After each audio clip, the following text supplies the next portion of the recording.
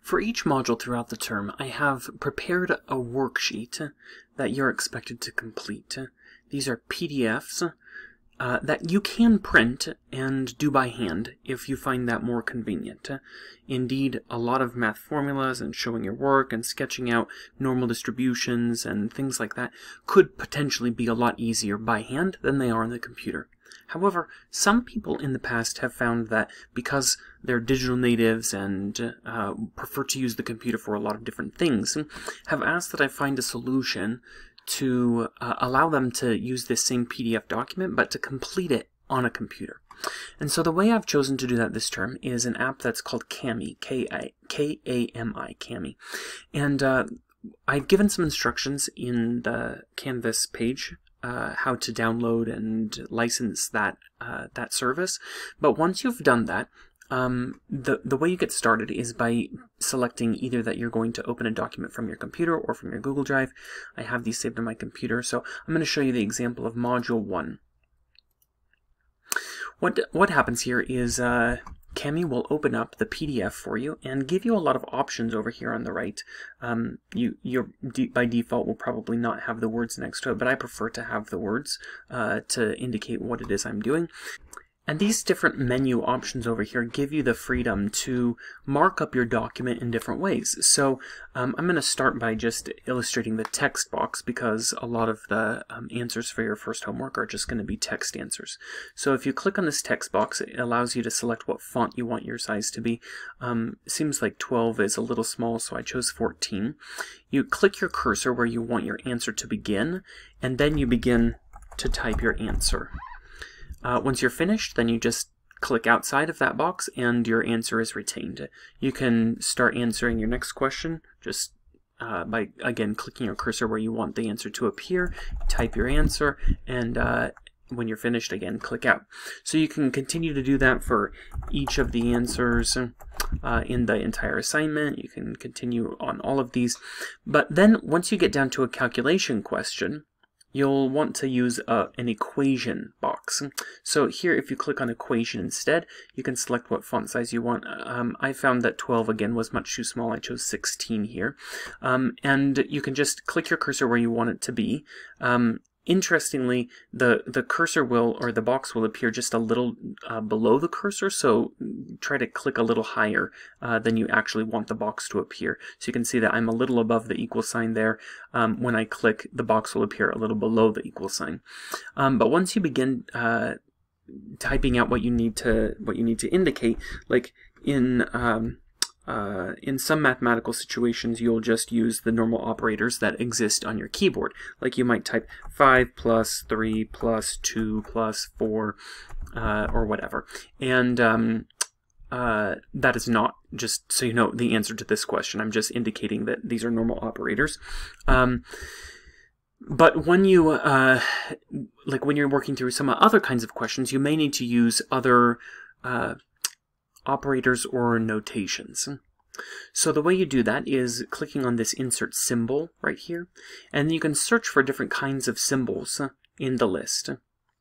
Now, if what you need doesn't appear, obviously, you can actually search for some symbols up here. Like, for instance, you'll learn in your first lesson about some symbols that we're going to be using throughout the course, like mu, which looks like this right here. It's a Greek letter. We're also going to learn about the symbol sigma, which appears in both its lowercase and its capital case, and other kinds of symbols that you might learn about through the course. You can search for in the box and they'll appear there. But the way you use them is you'll click your cursor somewhere where you want to create an equation, and then you'll begin to input the symbols that you need to use. So, for instance, if you're indicating what your alpha level is later in the course, you might enter alpha equals 0.05 or something like that.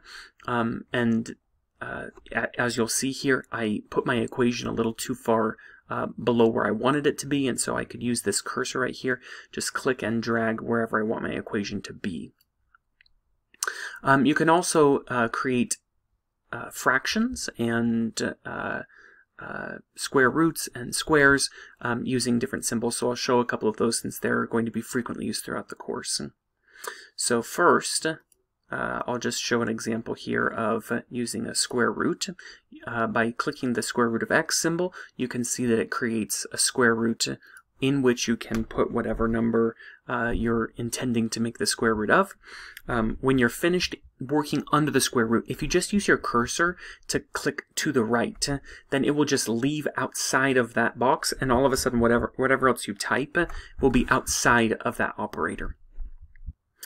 To insert a fraction, again, I'll start a new equation box. I'll click this this button here where it says a over b. That will create the basic function of a fraction. So it'll give you something you can type above the line and something you can type below the line. So if I want to create the fraction that is like 2/5, then I would put a 2 above the line and a 5 below the line. But you can also embed things within fractions. So let's say I'm finished with this fraction. I'm going to move, again, my cursor to the right so that it's outside of the fraction, and I'm going to put an operator there. And then let's say that I wanted to create like the square root of a fraction. So I could do that by clicking the square root function. That creates the square root operator, and inside of that I can move my cursor and then also insert a fraction underneath. And so this will be the square root of everything that's inside that box now. So I can create the fraction that is inside the square root symbol. And so I might put like 2x over 5, and that would allow me to type that fraction out. Again, if my computational boxes, my equation boxes, are too low, then I can use this cursor to just move them where I want them to be. You can go back and click inside the equation editor at any point and modify what you've written, and it's really quite easy to use once you get the hang of it, but it will take a little bit of kind of fiddling around, and certainly if you get lost or need help and you want to use this tool, reach out to me anytime and I'll help you figure out the solutions to what you need to do. Finally, the last thing I want to show you is that you can also insert media. In particular, what we'll need to do throughout the term is to insert normal curves, the shape of a normal curve. Now, of course, you can draw the shape of a normal curve yourself if you choose to do so. I can create a thicker line stroke, for instance, and I can just draw the shape of a normal curve if I'm patient enough to do so. However, if I want to just insert a normal curve from another source online, I can find an image of a normal curve. I've just I've done a Google image search for normal curves. I see that this one down here is blank and easily adapted, and so I will go ahead and save a copy of this image to my computer. And then I can insert that same image here in Kami by going to Add Media, and I'm going to just select from my computer. And anytime throughout the whole term, when I need an image of a normal curve,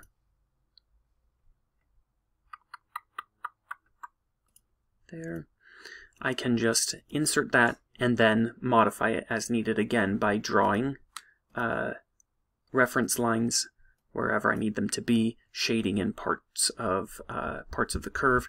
Again, we won't use this right at the beginning of the term, but as the term goes, it could end up coming in handy. You can play with the other tools that are here in the menu list at your leisure. I just thought that this would be a fun and useful tool for enabling you to do your homework digitally this term, if that kind of floats your boat, if that's your thing. Thanks.